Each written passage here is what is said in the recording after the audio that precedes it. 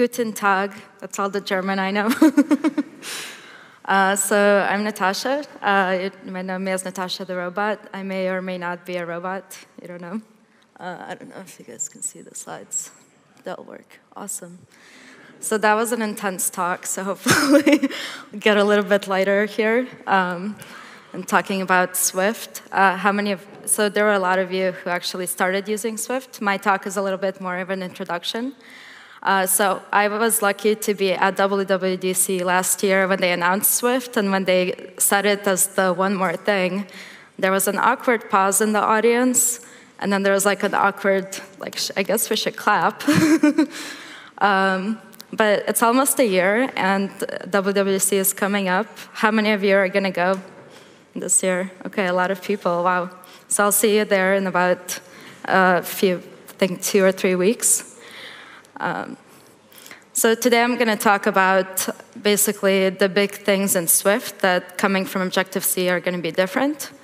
But first I'm going to take you back to the dark old age of Objective-C. This is a hello world in Objective-C. If you're a beginner and you're trying to get past the square brackets and semicolons, this is really confusing. You're just like, you have to import foundation. You're like, what is foundation? There's this auto-release pool. You have to return 0. Even though I know Objective-C, if I had to write a hello world program, I would have to Google that. It's not something that's simple. This is hello world in Swift. That's it. You don't have to import anything. It just works. It's easy to memorize. You're just printing hello world. So at this point, I know what you're thinking. Not going back to Objective-C, never getting back together. Swift is still new. It's only been out to the public for about a year. And it's not exactly all, unicorns and rainbows right now. So how many of you have seen the source kit crash? Yeah, everyone. And there's other problems like long compile times. You still can't refactor, rename, files or functions. There's the breaking changes, our new releases. So right now, I can't upgrade my phone because it's going to have Swift 1.2, and we're not ready to upgrade to Swift 1.2, and it's going to break our code. And then we have to spend time going in and updating our code. And I think I don't know if Ash is here, but on the Artsy blog, they wrote about how they were starting to do Swift, and then they had to change back to Objective-C because it was not reasonable for them to do it at that time. But the good thing is it's improving a lot, so the team has been releasing almost every 2 weeks. There have been new releases, there are new versions of Swift, new versions of Xcode, so it's improving. And I love this tweet by Chris Latner, where basically you should think of Swift not as it is right now, but thinking of it more as the start of a new world, as the future.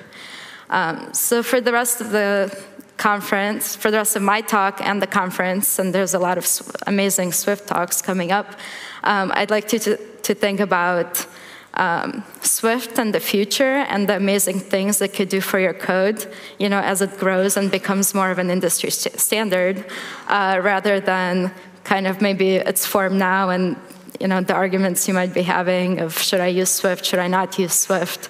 There's a lot that's going to be added. There's a lot that's going to be improved. That's been already improving. So think of the potential and the cool stuff it can do versus kind of the state it is now. So I could talk, I only have 30 minutes, but I can keep talking about Swift. So today I'm going to talk about basically 3 things that, if you're coming from Objective-C, that are very different in Swift. And that's going to be optionals, value types, and higher order functions. So optionals. I remember when it was first discussed and they mentioned optionals and they were trying to explain it, I was personally very confused and I was like, why would I need this? I don't know. I don't even know what this is. But I think after a week, I kind of learned, okay, this is how you unwrap optionals. This is what you do with optionals. But then over time, I started to really love it. And the reason is because optionals are basically, how many of you have gone bowling? Like bowling in the bowling alley? Yeah. So there's an option if you go bowling, like as a kid, where they can raise these bumpers, so then your ball never falls in the gutter, and you can never fail, which is nice. And that's how I think of optionals. They let you they force you to do the right thing. They force you to think of different edge cases. So this is a quote from an article by Sunset Lake Software. They did an audit of their code over 3 years of all the bugs that were in their code, and they found out that about 40% of their bugs could have been prevented if they used Swift. And one of the biggest source of bugs was Objective-C nil messaging, because it's kind of the nice thing about Objective-C, you have the nil messaging, but then the problem is if you don't handle, if you can't have nil and you can't handle it, then your code is going to crash. So that's something to consider when using Swift. And for those of you maybe who are not familiar with Swift or with optionals, for me, what made sense, a lot of the sense out of it was thinking of the Schrodinger's cat experiment. It's a physics experiment that has to do with quantum theory. But the idea is that you have a box, and this box has radioactive substance that can decay and kill the cat. Then you put the cat in the box with it, so it's not a very nice experiment. And then you close the box, so you have a box with a cat and some radioactive stuff that can kill the cat. Well, at the time that you close the box, the cat is both dead and alive, because you don't know what the outcome is. So let's see that in code. In Swift, this is the box. So it might sound complicated, but all optionals are just enums. So it's a box, it's an enum that either has something in it, so kind of dead or alive are two things. It has a value and it stores that value, or it has nothing in it. And so here's an example when you have, practical example. So you have Taylor Swift albums by year dictionary, and you're trying to get, what's the album for 2011 or 2014. In this case, the answer is it's a string optional. So at that point, when it's an optional, you don't know if there is an album or what that album is. You just know that there's a box. And in order to find out what's in the box, you have to open the box. Luckily, in this picture, the cat is alive, so everything is good. But you have to open the box. So to open the box, this is kind of the manual way of doing it. You can just check if it equals to none or nil. So you're saying if it's none, then this is the negative case. Otherwise, for sure there's something in the box. So you can force unwrap it. That's the explanation point. When you force unwrap, you're basically saying, I know there's something in there. And in this case, it's okay because you check that it's not nothing, there is something, so you're force unwrapping. But don't do that in your Swift code. Like, you don't want to force unwrap. That's the same thing as saying, I know what's in the box before opening the box. That's dangerous. You actually don't know. So you're saying, I'm smarter, right? But we all know that's how bugs are made. So this is the same thing as on the other slide. So instead of, because we have to use optionals all the time in Swift, and we have to unwrap and find out what's in the box all the time, we use this nice shorthand syntax, if let. So we're saying if the album is there, it's not none, it exists, assign the value album for 2014. So the if-let syntax can be confusing, but that's all it's doing. It's just checking for nil and assigning it to a variable. And then you can nicely use it kind of in your code versus doing the if equals nil, then do something. It's also putting the positive case first, which is what you want to handle. But at the same time, it has to, it makes you think about the negative case, which is something that we might be missing in Objective-C when we're not using optionals. So again, here's the bowling alley with the bumpers. That's what optionals are. They provide that kind of structure for your code to make you think of those error cases, negative cases. They're really nice to use because they make your code a lot more safer with less bugs. Next thing is value types. There's basically value types is when an instance has a unique copy of its data. So it's passing by copy versus by reference, which is what we do in Objective-C with pointers. We're passing location and memory versus a copy of the data. Here's an example. This would be similar to Objective-C. You have an object, class, and it has a title, artist, copy sold, and you have an init function. So it's pretty straightforward. And since Taylor Swift sells lots of albums, you have a function that says just add 1,000 sales, every time to this album. In the reference type, when you're adding it to the same object that's in memory. So when you add that, the original objects gets updated, and you have copies sold increased by 1,000. So it's pretty something we're used to in Objective-C. Now let's look at the value type version of this. So this is a struct.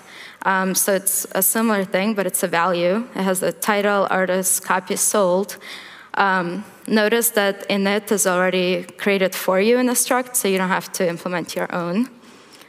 And now you try to add 1,000, and you'll notice that what it's doing is when you're passing in this struct, this value, it's passing in a copy of that value, not the actual value. So when you're adding 1,000, you're adding it to that copy and not to the actual version. This is great for multi-threading when you want to make changes, but you don't have to change the original object. You're doing calculations to copies of things. And notice that you do have to say that this is a var, not a variable, not a constant. And that's because value types are very static. So if you want to mutate them, in this case, I'm adding 1,000, I'm changing the values. It actually will recalculate and create a brand new struct for you. So every time it's creating that snapshot in time as a new thing versus with the reference type, it mutates the original copy. So see, so when should you use value types versus reference type? This is from official Swift blog. The main thing is value types they have independent states. So when when you don't want to mutate the original thing, you want to pass copies, it's actually much safer because you don't want like 5 things changing the original and then there's confusion. Instead, you can pass copies around, do your calculations, do what you need to do, but then keep the original value the same. For reference type, it's when it makes sense that you do need the original copy. And you want to have shared mutable state, and I think there's a talk on state and Swift coming up. But if you're confused by when you should do it, actually in the Swift standard library, pretty much everything is a value type. So there's dictionary, array, numbers, string, enums, and this is actually if you wanted to kind of get to if you click on the Swift and get the Xcode printout, you'll see that most of the things in the Swift standard libraries are structs. There's more enums than classes. So this is a big hint from the actual Swift team as they're creating Swift. When you think in Swift, you should be thinking about value types and structs first. Versus going to kind of the familiar. I think a lot of times when people come from like Objective-C to Swift, you want to immediately just kind of write your Objective-C code in Swift. But really try to think about how could you instead do it with structs, and turn your head around and start thinking in Swift versus just kind of like doing the same thing you always have done in Objective-C and putting it in Swift. The final thing is higher order functions, which sounds pretty, I think, intimidating or scary. But all these it's a function that either takes another function as an input or it returns a function. So it's pretty straightforward. And examples of these are in the array class. There's map, reduce, filter, flat map, and you can look these up. I'm not going to go too much into these. But I'll show you an example of why these are very powerful. So here I have a list of Taylor Swift songs. These are not all her songs, but let's say this is your main data source. And you want to create an album, 1989, that includes a list of her songs. And you want to basically get the songs only for this album into this struct. So, in Objective-C or other languages, you might do it like that with our favorite for loop. It's pretty easy.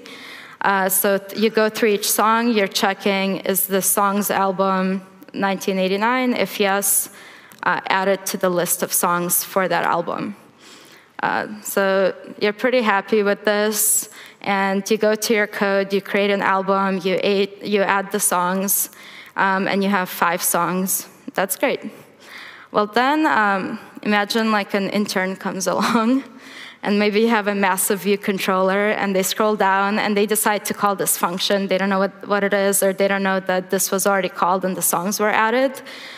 They call this again, and what happens is it duplicates, right? It adds the songs again. So now you have this bug in your code that initially you didn't even think about, but every time this function is called, accidentally, because it's in a different file, somebody doesn't know this was already called, you're basically having this unintended side effect of kind of duplicating the songs over and over again from the same data source.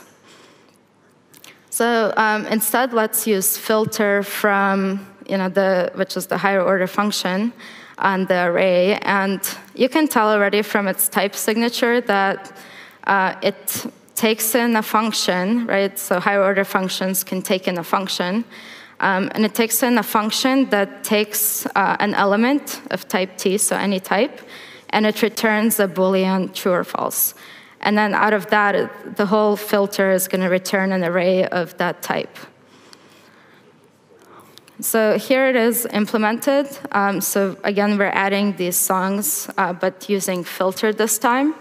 And as you can see, I'm taking my array, I'm calling filter, and I'm passing in a function that takes a song. So the type is a song struct, and it's returning a Boolean. And the Boolean is based on whether the song's album is 1989. So that's all it's doing. And since it's Swift and we have like cool shorthands, instead of using song, you can just do $0. So that basically says just the first passed-in argument to your function, which is song. So now you don't have to name it. If you have 2 arguments, you can use $0 or $1 to compare them.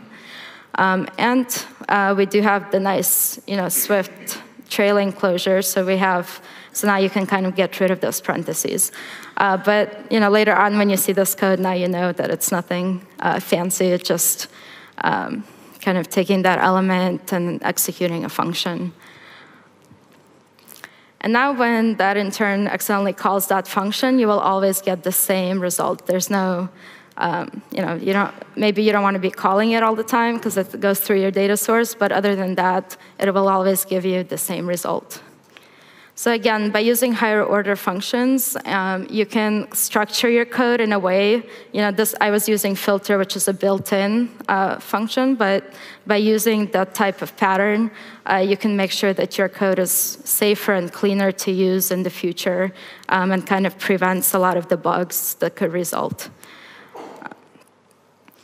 So today I talked about the 3 things, just optional value types and higher order functions. So those are just some examples of how if you take advantage of Swift and really take advantage of its features, you can have basically bumpers on your code. So anyone coming into your code just can't really mess. You can always mess up, but they are going to have a lot easier time keeping it bug-free and clean and readable and like working without those unintended side effects. And now I have Q&A. So does anyone have questions?